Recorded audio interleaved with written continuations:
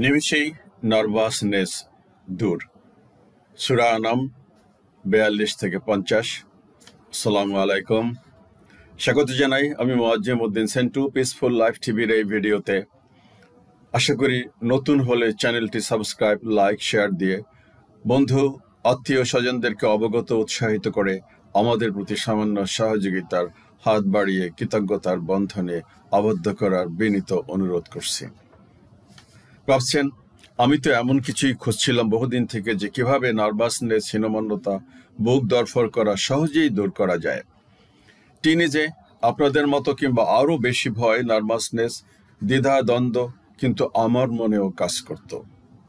এখনো ঘুটঘুটে রাতে বনে জঙ্গলে একা চলতে মন চায় না। গভীর পুকুর বা দিঘির স্বচ্ছ পানি দেখলে গা ছমছম করে। অথচ সেই আমি কিন্তু থাইল্যান্ডের পাতায়ায় সমুদ্রের বেশ গভীরে সি স্কুটারে রাতে হারিয়ে গিয়েছিলাম।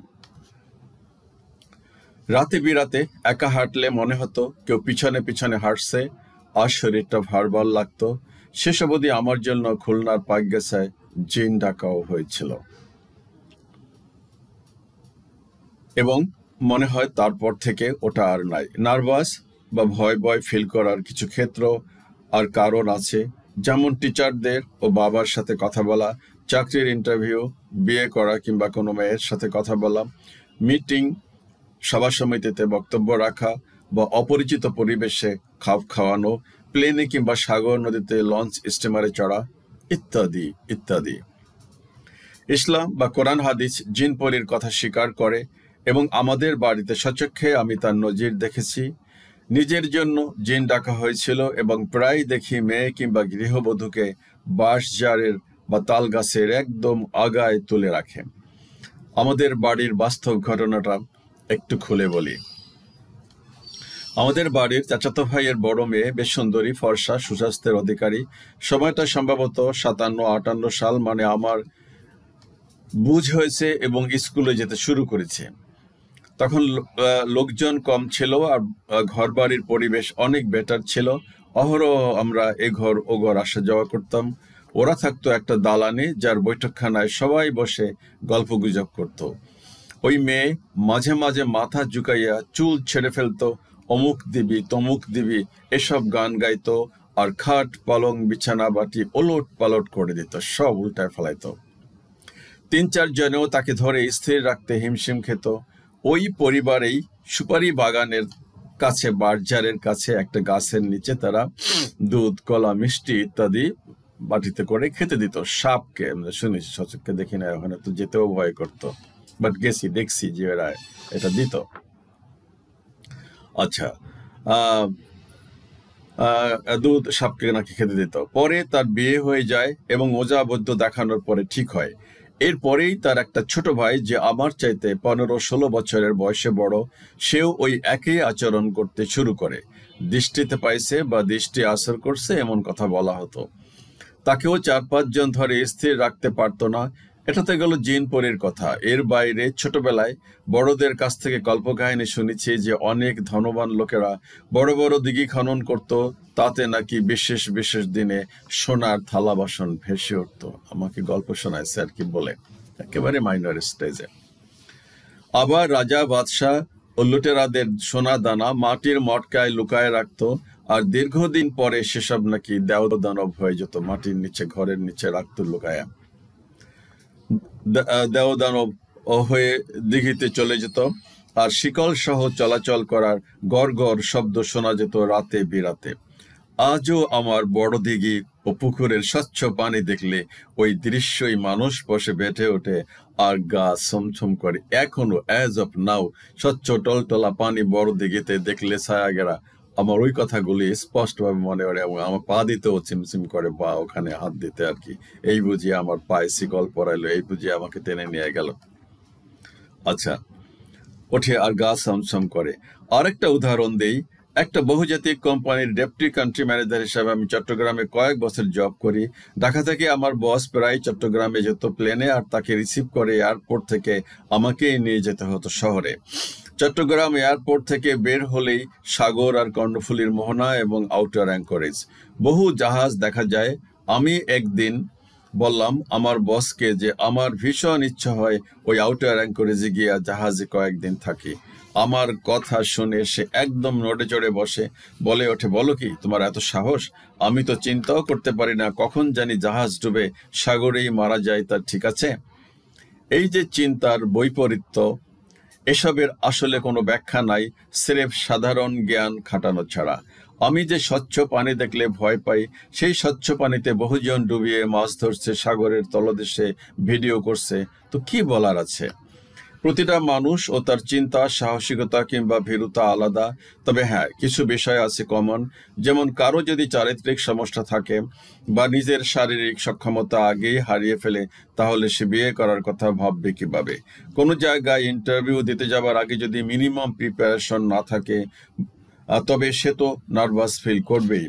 আবার কেউ প্রিপারেশন না নিয়েও নার্ভাস ফিল নাও করতে পারে, স্রেফ তার দৃষ্টিভঙ্গির কারণে। সে হয়তো ভাবতে পারে বড়জোর চাকরিটা হয়তো হবে না, ইন্টারভিউ ভালো না হলে। ফাঁসি তো আর হবে না, বাস খতম, হবে না। এবার এখানে না হলেও আবার অন্য জায়গায় কোথাও হবে ইনশাল্লাহ। নার্ভাস ফিল করার তো আর কিছু নাই।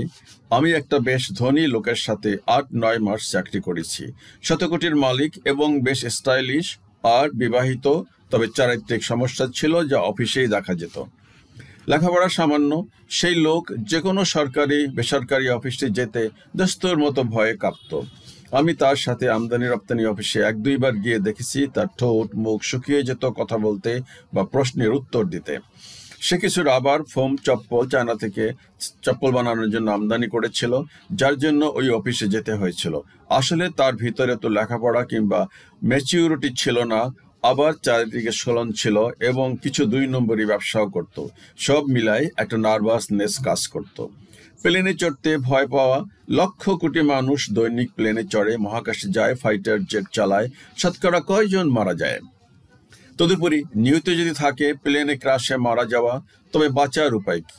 সো নো টেনশন, চলেন যাই সিঙ্গাপুরে ঘুরে আসি দোস্ত বন্ধু মিলে। এভাবেই ভয়কে জয় করতে হয়। যে কাজে বেশি ভয়, সেই বিষয়ে বেশি বেশি জানতে হয় আর কাজটাও বেশি বেশি করতে হয়।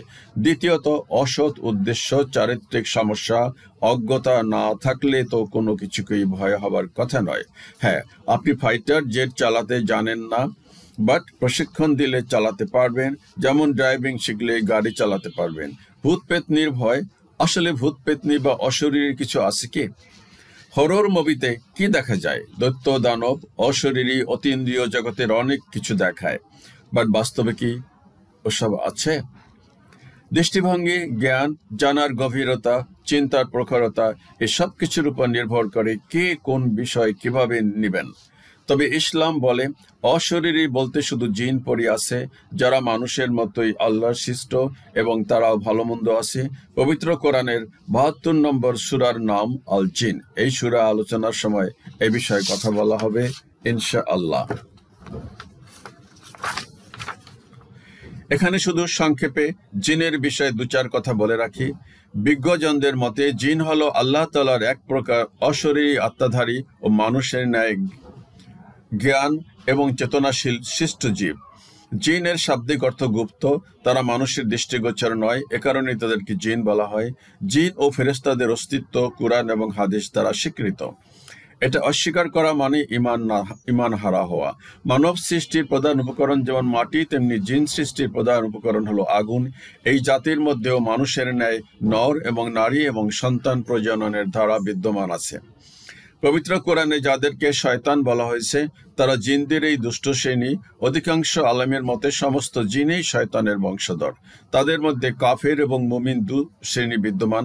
যারা ইমানদার তাদেরকে জিন বলা হলেও তাদের মধ্যে যারা কাফির তাদেরকে শয়তান বলা হয়। তবে ইবনে আব্বাস রাদিয়াল্লাহু আনহুমা থেকে বর্ণিত আছে যে জিনরা ভিন্ন প্রজাতি, তারা শয়তানের বংশধর নয়, তারা মারা যায়। তাদের মধ্যে ইমানদার এবং কাফির ২ শ্রেণী রয়েছে। পক্ষান্তরে ইবলিশের সন্তানদেরকে শয়তান বলা হয়, তারা ইবলিশের সাথে মারা যাবে, তার আগে নয়। জিনের মসজিদ।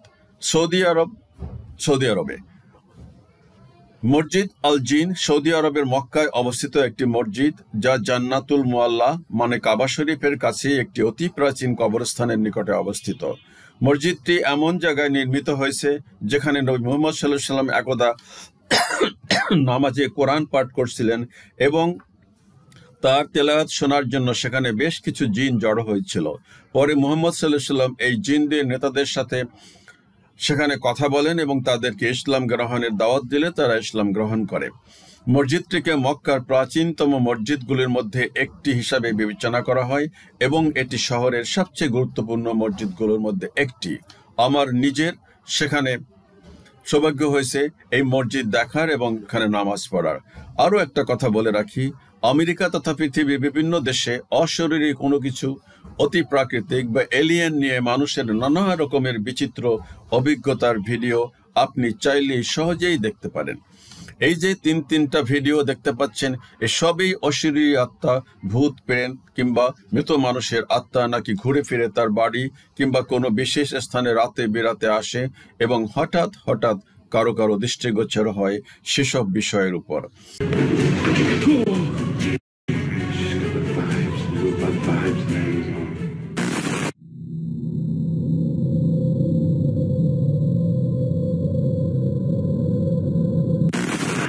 Welcome back to the channel. So this morning I've come out to a location that has been said that the owners just vanished overnight with no trace. Neighbours around here and locals, children have all said it's due to poltergeist activity, and this place is that haunted. Nobody will step foot inside, whether it be daytime or night time. So just whilst I'm out on my own, I thought I'll come along, I'll check it out, see what it's all about inside, and if it's worth a nighttime revisit, I'll either come back, do a 30-minute alone challenge, or I'll bring everybody with me and we'll do a full-on investigation, all depending on what happens out here on this video this morning. But yeah, I hope you guys are ready for this one as much as I am.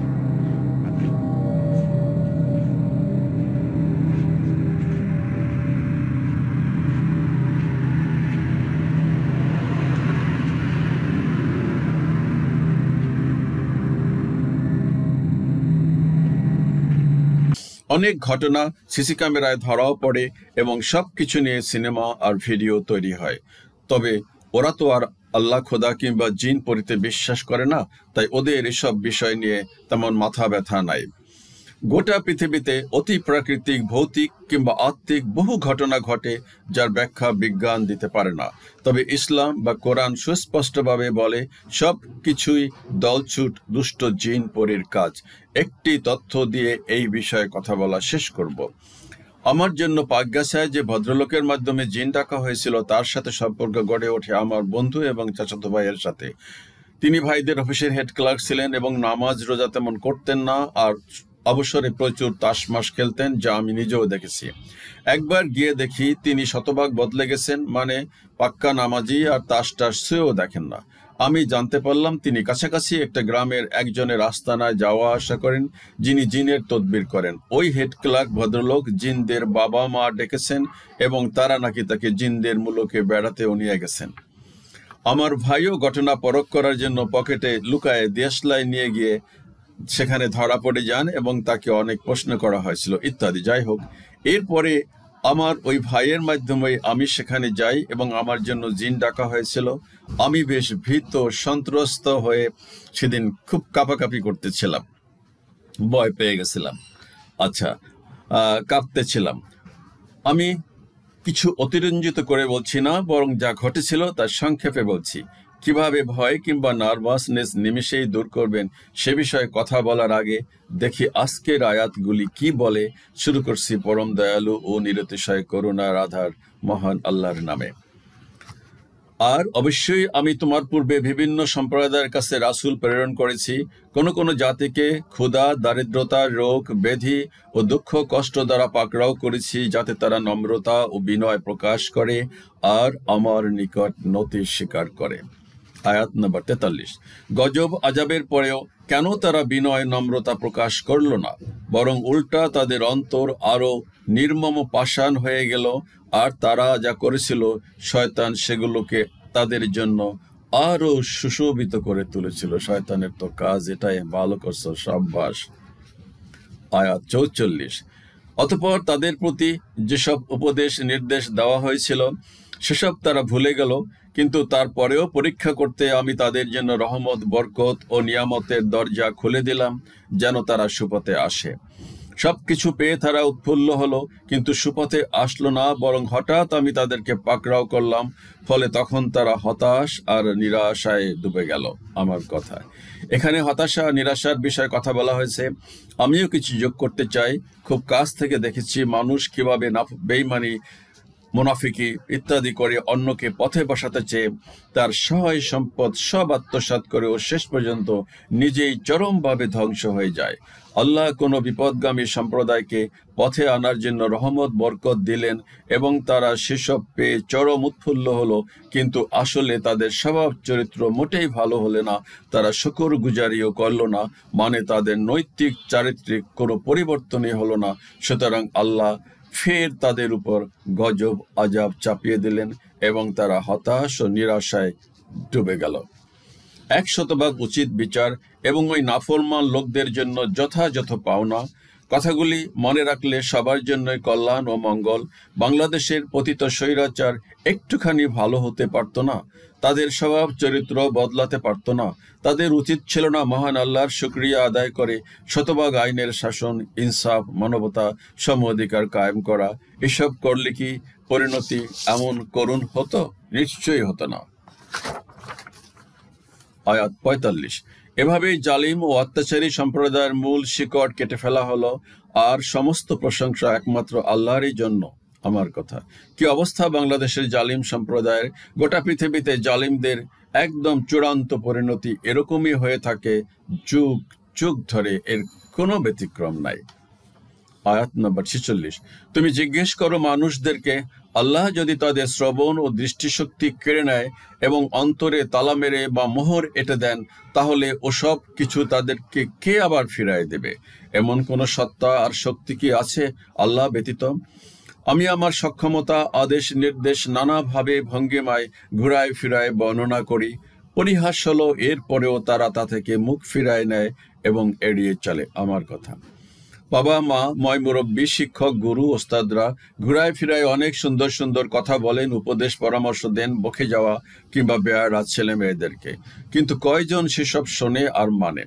গজব যখন আসে তখন জীবন প্রদীপ চিরতরে নেভে যায়, আর সব কিচ্ছা কাহিনীরও জবনিকাপাত ঘটে। খুব কাছ থেকে দেখছে। ওই সেই কথা, চোর না শুনে ধর্মের কাহিনী। খুব কাছ থেকে একাধিক ঘটনা প্রবাহ দেখার সুযোগ হয়েছে এই অধমের। আয়াত নাম্বার 47।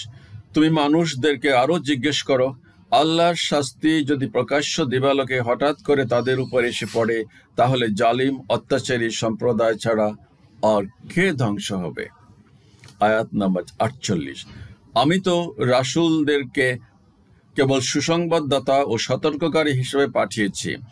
যারা রাসূলের কথায় আল্লাহর উপর ঈমান আনে, তার আনুগত্য করে ও নিজেকে সংশোধন করে নেয়, তাদের কোনো ভয় ভীতি থাকবে না এবং চিন্তিত বা নার্ভাসও ফিল করবে না। দর্শক শ্রোতা, এই আয়াতে আমার আজকের কথা বলার কেন্দ্রবিন্দু। বয়স যাদের 15 থেকে 35, তাদের শেখার, জানার, বোঝার লম্বা পথ বাকি আছে।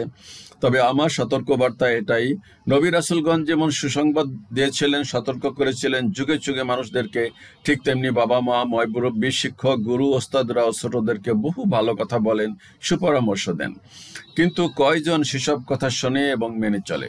যারা শোনে এবং মেনে চলে তাদের জীবনে কখনো বিপর্যয় নেমে আসে না বা আসতে পারে না, আর তাই তারা নার্ভাসও ফিল করে না।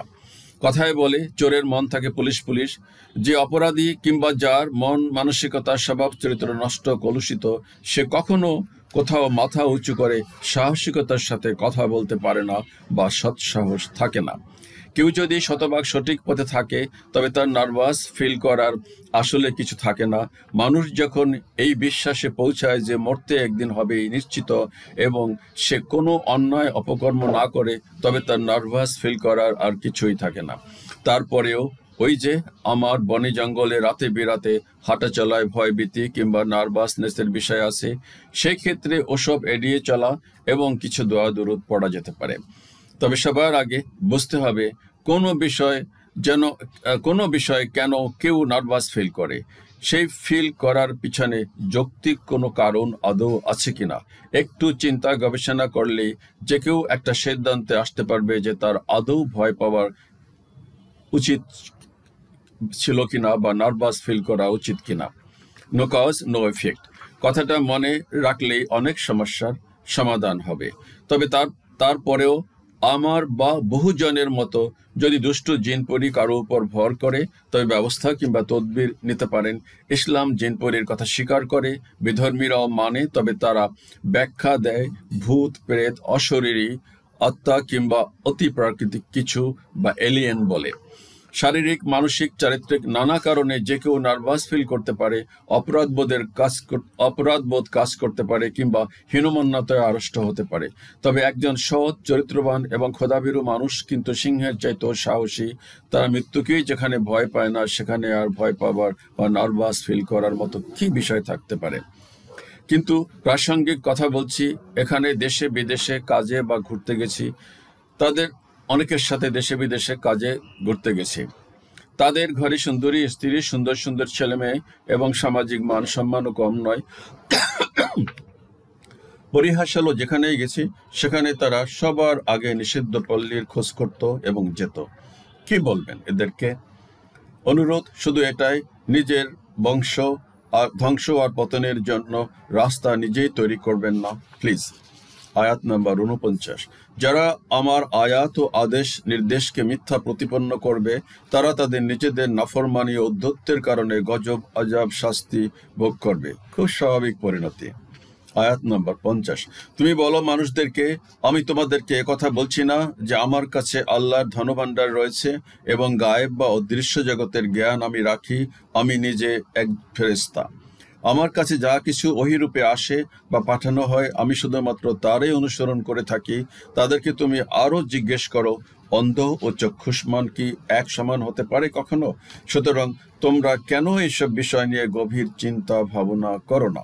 আমার কথা মানুষদেরকে চিন্তা ভাবনা করার জন্য আল্লাহ এখানে মনে করিয়ে দিচ্ছেন। পরিশেষে আবারও অনুরোধ করতে চাই, যেখানেই থাকুন, যাই করুন, সৎ থাকুন। অ্যাটলিস্ট যতটা না হলেই নয়, ফেরেশতা হতে বলছি না। কোনো রকমের অপকর্মে লিপ্ত হবেন না। কিছু বই পুস্তক পড়ে নিজেকে সমৃদ্ধ করুন। ভালো মানুষের সাথে মিশুন, মত বা ভাব বিনিময় করুন। ভ্রমণে যান, দেশে এবং বিদেশে। ড্রাইভিং, সাঁতার, রান্না, ক্ষেত খামার আর কৃষিকাজ, কিছু ইলেকট্রিকের কাজ, কম্পিউটার আর গাছে চড়া, সব রকমের খেলাধুলা, ব্যায়াম এবং মাছ শিকার কিংবা মাছ ধরা শিখুন আর করুন। দেখবেন মনের অজান্তেই আপনি হয়ে যাবেন একজন হিরো বা স্টার। আর যদি কোনো ব্যাঙের মতো ঘরের কোণে বসে বসে ঝিমান, তবে মারা যাবার আগেই বহুবার মরতে হবে। এটাই রূঢ় বাস্তবতা। আল্লাহ হাফেজ। দেখা হবে পরবর্তী ভিডিওতে ইনশাআল্লাহ অচিরেই।